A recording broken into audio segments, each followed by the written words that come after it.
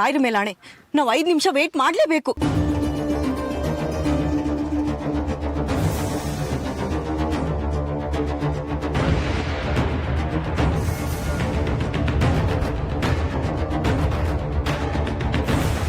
ನೋಡಿ, ನಿಮ್ಗೆ ಈ ವಿಚಾರಗಳಲ್ಲಿ ನಂಬಿಕೆ ಇಲ್ಲದೆ ಇರ್ಬೋದು, ಆದ್ರೆ ನನ್ಗಿದೆ. ನನ್ನ ಮಾತ್ಕಾದ್ರೂ ಬೆಲೆ ಕೊಡಿ. ರಾಯರ ಮೇಲೆ ಆಣೆ, ನೀವು ನನ್ನ ಮಾತು ಕೇಳಲೇಬೇಕು. ಗುರು ರಾಘವೇಂದ್ರ, ಅಶೋಕ, ಆರ್ತಿ ಅಷ್ಟೊಂದು ಕೇಳ್ಕೊತಿದ್ದಾಳೆ, ರಾಯರ ಮೇಲೆ ಆಣೆ ಮಾಡ್ತಿದ್ದಾಳೆ. 5 ನಿಮಿಷ ತಾನೆ, ವೆಯ್ಟ್ ಮಾಡೋಣ. ಸರಿ.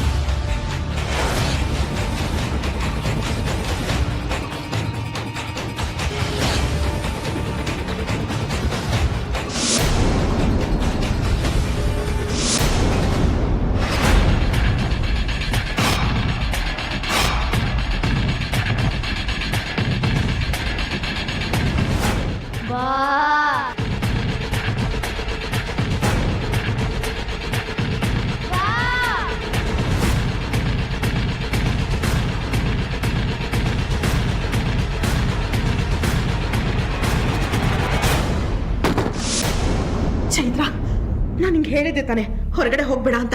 ಮಾತಂಗಿ ಅದು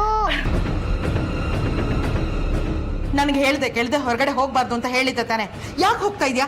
ಮಾತಂಗಿ, ಹೊರಗಡೆ ನನ್ನ ಹೊಸ ಫ್ರೆಂಡ್ ಕಾಯ್ತಾ ಇದ್ದಾಳೆ. ಅವಳು ನನ್ನನ್ನ ಆಟ ಆಡಕ್ ಕರೀತಾ ಇದ್ದಾಳೆ, ಅದಕ್ಕೆ ಹೋಗ್ತಾ ಇದ್ದೆ. ಹೊಸ ಫ್ರೆಂಡು ಇಲ್ಲ, ಏನು ಇಲ್ಲ, ಒಳಗೆ ಹೋಗು. ಮಾತಂಗಿ, ನಾನೇನ್ ಸುಳ್ಳು ಹೇಳ್ತಿಲ್ಲ, ನಿಜ ಹೇಳ್ತಿದ್ದೀನಿ. ಅವಳ ಹೆಸರು ಅಹಲ್ಯ ಅಂತ. ನಡಿ. ಮಾತಂಗಿ, ನಾನ್ ಮೇಲ್ಗಡೆ ಕಿಟಕಿಯಿಂದ ನೋಡಿದಿರಿ, ಬಾ ತೋರಿಸ್ತೀನಿ. ಚೈತ್ರ,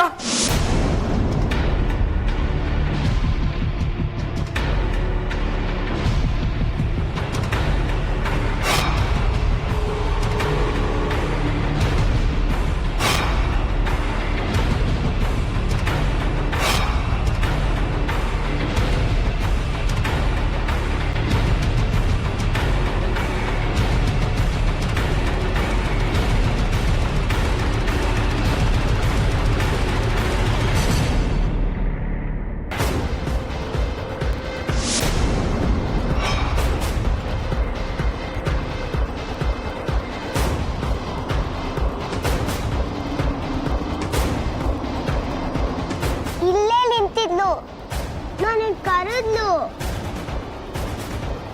ಅಹಲ್ಯ, ಅಹಲ್ಯ.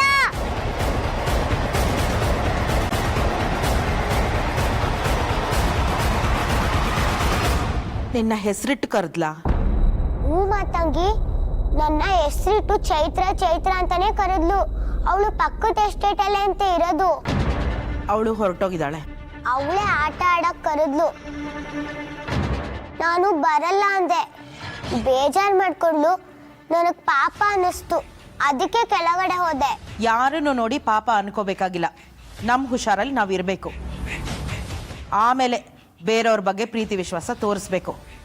ಇನ್ನೊಂದ್ಸಲಿ ನನ್ಗೆ ಹೇಳ್ದೆ ಮನೆಯಿಂದ ಹೊರಗಡೆ ಹೋಗ್ಬೇಡ. ಹೋಗು.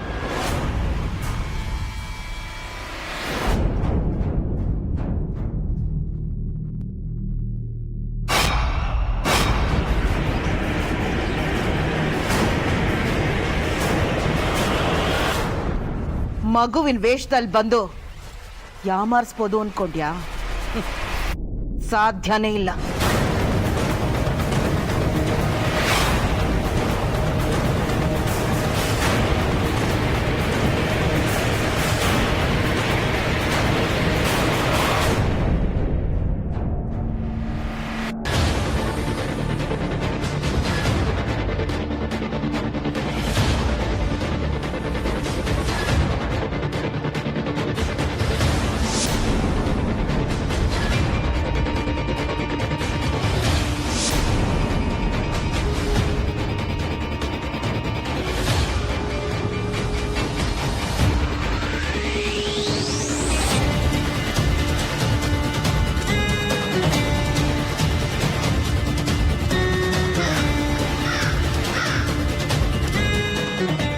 ದೇವರೇ ಕಾಪಾಡಪ್ಪ, ಇಲ್ಲೇನು ಅನಾಹುತ ಆಗದೆ ಇರ್ಲಪ್ಪ.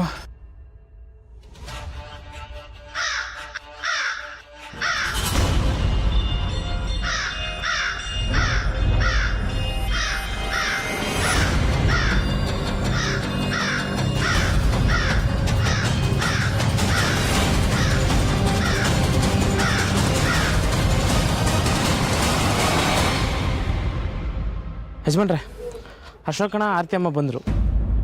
ಸತ್ಯ, ರಾಯರ ಕೃಪೆ, ಅವ್ರು ಬಂದಿದ್ದಾರಂತೆ. ನಾನು ಹೋಗಿ ಕರ್ಕೊಂಬರ್ತೀನಿ ಗುರುಗಳೇ.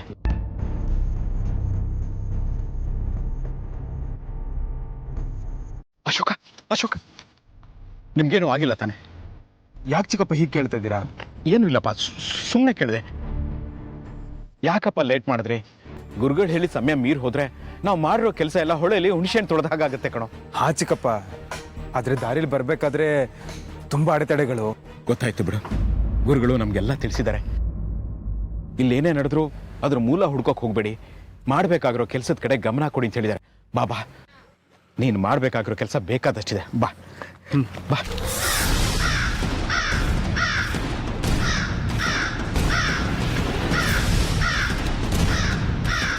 ಆರ್ತಿ, ಸರಿ ಬಾ.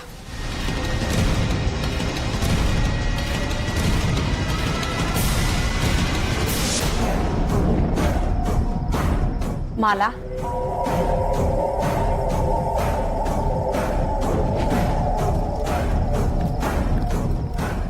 ಏನದು ಜೇಜಮ್ಮ? ಆತ್ಮದ ಮನಸ್ಸನ್ನ ಕೇಂದ್ರೀಕರಿಸುವ ಸಾಧನ.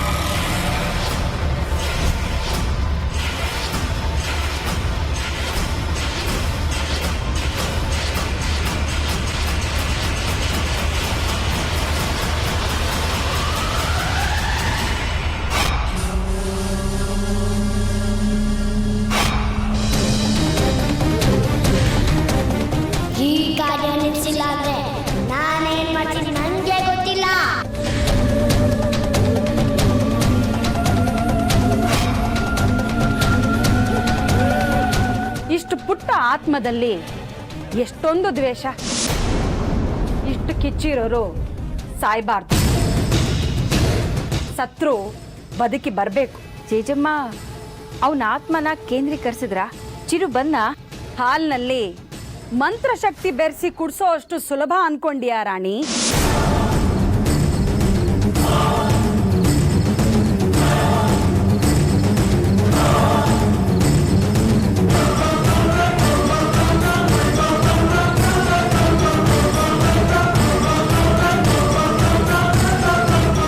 ಜೇಜಮ್ಮ, ಸಮಯ ಮೀರಿ ಹೋಗ್ತಾ ಇದೆ ಅಂತ ಅನಿಸ್ತಿದೆ.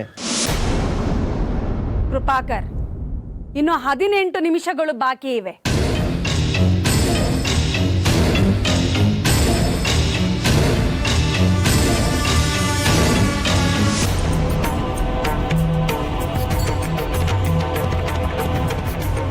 ನಮಸ್ಕಾರ ಗುರುಗಳೇ. ಅಶೋಕ್, ಇನ್ನು 18 ನಿಮಿಷಗಳು ಉಳಿದಿರೋದು. ಆದಷ್ಟು ಬೇಗ ಸಂಗಮಕ್ಕೆ ಹೋಗಿ 3 ಬಾರಿ ಮುಳುಗಿ ಹೊಸ ಬಟ್ಟೆಗಳನ್ನು ಹಾಕೊಂಬ. ಸರಿ. ಬೇಗ.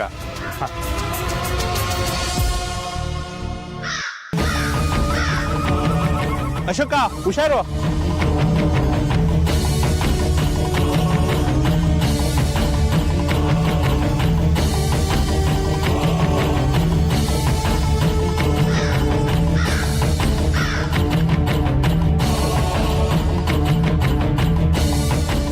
ಈ ಕಾರ್ಯ ನಿಲ್ಸಿಲ್ಲ ಅಂದ್ರೆ ನಾನೇನ್ ಮಾಡ್ತೀನಿ ನನಗೆ ಗೊತ್ತಿಲ್ಲ.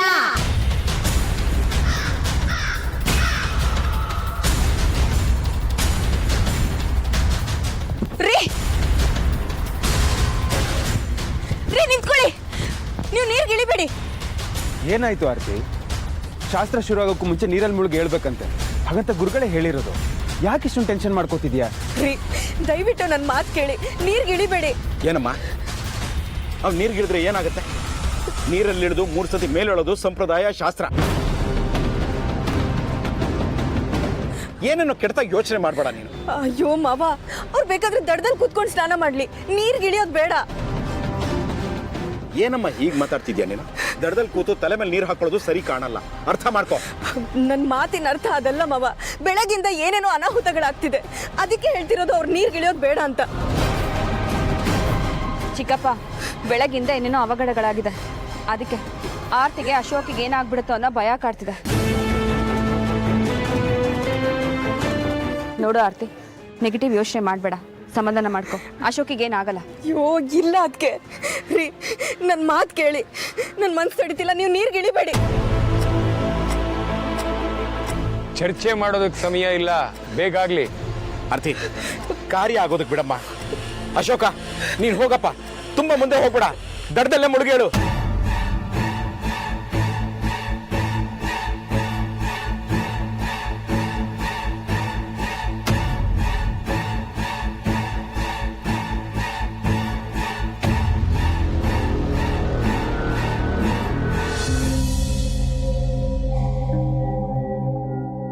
ಚೈತ್ರ ಪುಟ, ತಗೋ ತಿಂಡಿ ತಿನ್ನು. ಬೇಡ ಮಾತಂಗಿ, ನಂಗೆ ಹಸು ಇಲ್ಲ. ಬೆಳಗ್ಗೆಯಿಂದ ನೀನು ಏನೂ ತಿಂದಿಲ್ಲ, ನಾನೇ ತಿನ್ನಿಸ್ತೀನಿರು. ಎಲ್ಲಿ ಆ ಮಾಡು.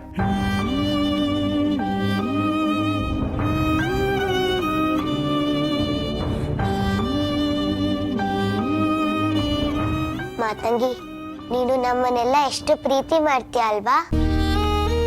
ಈ ಮನೆಯವ್ರ ಮುಂದೆ ನನ್ನ ಪ್ರೀತಿ ದೊಡ್ಡದಲ್ಲ. ನಿನಗೆ ಯಾರು ಇಲ್ವಾ ಮಾತಂಗಿ? ಯಾಕಿಲ್ಲ, ಎಲ್ರೂ ಇದ್ರು. ಈಗ ಎಲ್ಲಿದ್ದಾರೆ ಅವರು?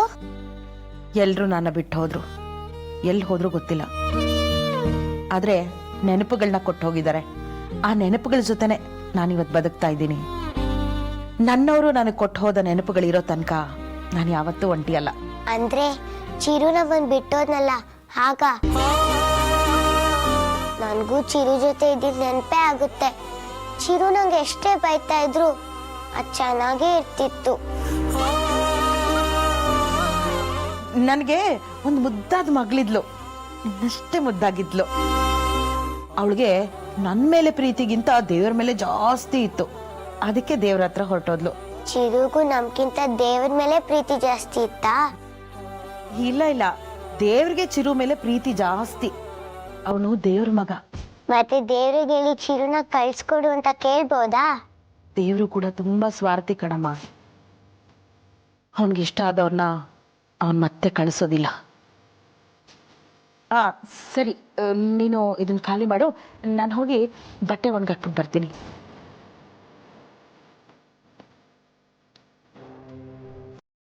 ಮಗಳೇ, ದಯವಿಟ್ಟು ದಯವಿಟ್ಟು ಅಶೋಕ್ ಅವ್ರನ್ನ ನೀರ್ಗೆ ಇಳಿಬೇಡಿ ಅಂತ ಹೇಳಿ. ಆರ್ತಿ, ಯಾಕೆ ಹೀಗಾಡ್ತಿದ್ಯಾ? ಏನೂ ಆಗಲ್ಲ ಅಂತ ಎಲ್ಲರೂ ಹೇಳ್ತಿದಾರಲ್ವಾ? ಯಾಕೆ ಇಷ್ಟೊಂದು ಟೆನ್ಷನ್ ಮಾಡ್ಕೊಳ್ತಾ ಇದ್ದೆ? ಸ್ವಲ್ಪ ಸಮಾಧಾನವಾಗಿರೋ, ಏನೂ ಆಗಲ್ಲ. ಆರ್ತಿ, ಸುಮ್ಮನೆ ಇರಮ್ಮ. ಭವಾನಿ, ನೀನು ಒಂದು ಕೆಲಸ ಮಾಡು, ಅವಳನ್ನ ಆ ಕಡೆ ಕರ್ಕೊಂಡು ಹೋಗು. ನಡಿ. ಬರಲ್ಲ, ನಾನು ಎಲ್ಗೂ ಬರಲ್ಲ. ಅವ್ರು ನೀರ್ಗೆ ಇಳಿತಿದ್ರೆ ನನ್ನ ಹೊಟ್ಟೆಲ್ ಸಂಕಟ ಆಗ್ತಿದೆ. ಆರ್ತಿ, ಮನೆಯವರೆಲ್ಲ ಒಂದ್ ದಿಕ್ಕಾದ್ರೆ ನೀನೇ ಒಂದ್ ದಿಕ್ಕಲ್ಲಿ ಮಾತಾಡ್ತಿದ್ಯಾ? ಏನಾಗಿದೆ ನಿನ್ಗೆ? ಗುರುಗಳೇ, ಇದನ್ನೆಲ್ಲ ನಾನ್ ಮಾಡ್ತೀನಿ. ನಾನ್ ಬೇಕಾದ್ರೆ ನೀರ್ಗೆ ಇಳಿತೀನಿ, ಅವ್ರನ್ನ ಮಾತ್ರ ನೀರ್ಗೆ ಇಳಿಸ್ಬೇಡಿ ದಯವಿಟ್ಟು. ಸಮಾಧಾನ ಮಾಡ್ಕೊಳ್ಳಮ್ಮ. ಚಿರುಗೆ ಶ್ರಾದ್ದ ಮಾಡಬೇಕಾಗಿರೋದು ಅಶೋಕ್ ಮಾತ್ರ. ಮೈ ಮನಸ್ಸು ಶುದ್ಧವಾಗಿದ್ರೆ ಮಾತ್ರ ಪಿಂಡ ಪ್ರದಾನ ಮಾಡೋಕ್ಕಾಗೋದು. ಇಲ್ಲ ಅಂದರೆ ಇದು ಯಾವುದು ಚಿರುಗೆ ಸರಿಯಾಗಿ ದಕ್ಕೋದಿಲ್ಲ. ಆತ್ಮಕ್ಕೆ ಆತ್ಮತೃಪ್ತಿಯಿಂದಲೇ ಕಾರ್ಯಗಳನ್ನು ಮಾಡಬೇಕು. ಆಗಲೇ ಅವನ ಆತ್ಮಕ್ಕೆ ಶಾಂತಿ ಸಿಗೋದು. ಚಿರುಗೆ ಈ ಕಾರ್ಯಗಳೆಲ್ಲ ದಕ್ಕೋದು ಬೇಕು ಅಲ್ವಾ?